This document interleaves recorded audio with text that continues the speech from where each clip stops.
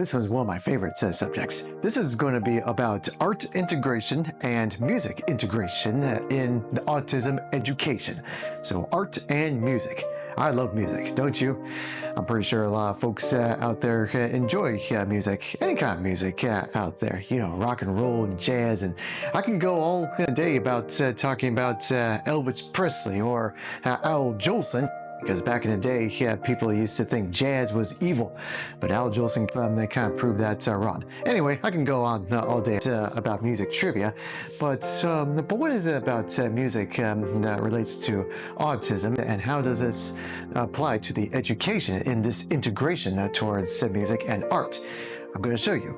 So this is one of my favorite subjects. Well, actually, two of my favorite subjects, art and music. The main reason why, especially when it comes to Autismworks, is because I firmly believe that really good communication not comes from verbal communication, but comes from nonverbal standards. For example, drawing pictures, or making videos, or even making music. These strategies relating to art and music help clearly translate to people who have autism based on what they are feeling and what they are thinking about. I remember some kids, they would communicate in ways of using animated movies. They play certain parts of animated movies, and then it shows what they feel.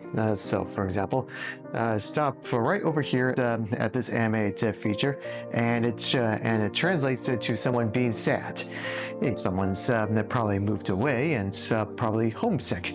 So it plays that same scene over and over, and that's the whole part about the art aspect when it comes to the integration for the education. So that's why I believe in Autismworks that art is very important, and so is music.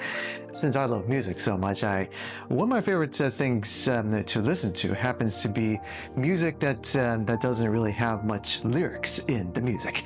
That's personally me. I'm just more of an instrumental kind of person. And to me, I like to think that the reason is because for a time I prefer to stay silent for most occasions, and I feel like music that doesn't involve lyrics kind of reflects on that a little bit too. Just let the melody, harmony, and the chorus, and even the bass line and the percussion kind of, tell the story. Or tell, the expressions and emotions, that sort of way too. So that's just me personally. I'm just more of an instrumental guy on occasions. Of course, I do enjoy music with lyrics, and they translate to good communication of expression in a good way. But that's just me personally. So, what about you? What are your favorite kinds of music? Do you enjoy heavy rock metal, where it's best played loud and proud, and especially when you're in a car? See, I got my CD case, and sometimes I like to play heavy metal music at a very high volume. Kind of makes it fun too, because that's what I know about music, is that certain music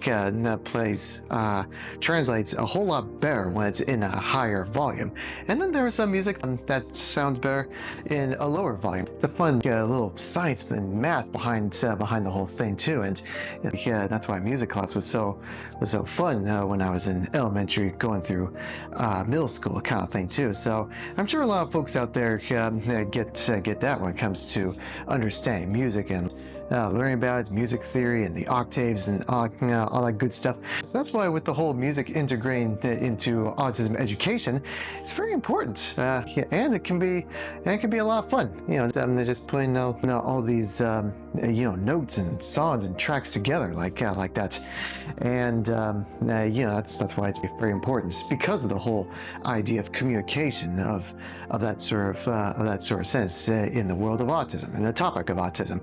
And as for art, same thing. Only main difference is, with art, well, actually, technically, music is kind of part of art. It's like, that's why musicians tend to be called the artists.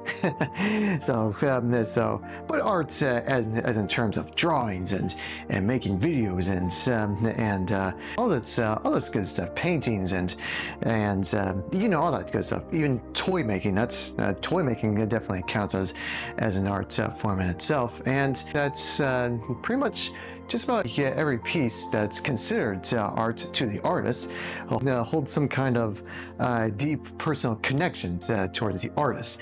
The art is a reflection towards the artist. So when it comes to integration with autism, you can see a little bit of a part of that person who has it, and all goes down to seeing what he or she has made in art. So I encourage folks with autism to give art a shot, and give art a try. And you may, sometimes it can be a little intimidating, because you probably, maybe somewhere out there probably would think, well, no, what if my art's not that good, or I'm not really the best drawer? Well, that's okay. That's totally okay. Just it doesn't matter how you draw it, or what you think other people would perceive it. This is a good challenge for you. Just draw whatever comes to mind. Whether it'll take you 10 minutes or 30 minutes or an hour or anything like that. Even if it's just little scribbles, and sure enough to make something out of it too. Just take the time and take the time and just draw wherever you feel. A really good tip when starting out is sometimes you take a pen and then you scribble out, and then you start scribbling just to try to get the ink. And as soon as you make a bunch of marks like that, then you'll hopefully have some confidence to start drawing wherever comes to mind. And a little bit of a good tip while drawing: listen to music.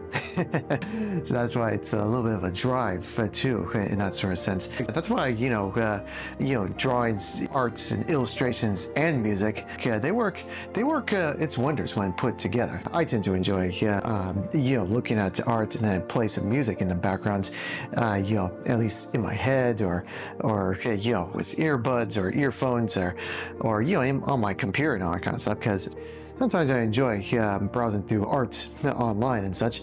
As a matter of fact, right over there, there's this thing called the Art Walk, which they have art and music all around, and it's a really neat place. You can have all the cheese and crackers and wine as you can have. I like to go there a lot, and that's how much art really means to me.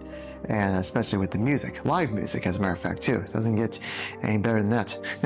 So anyway, I can go on and on about the passion towards art and music, and that's something I can show a little bit of my art. But now is not a good time.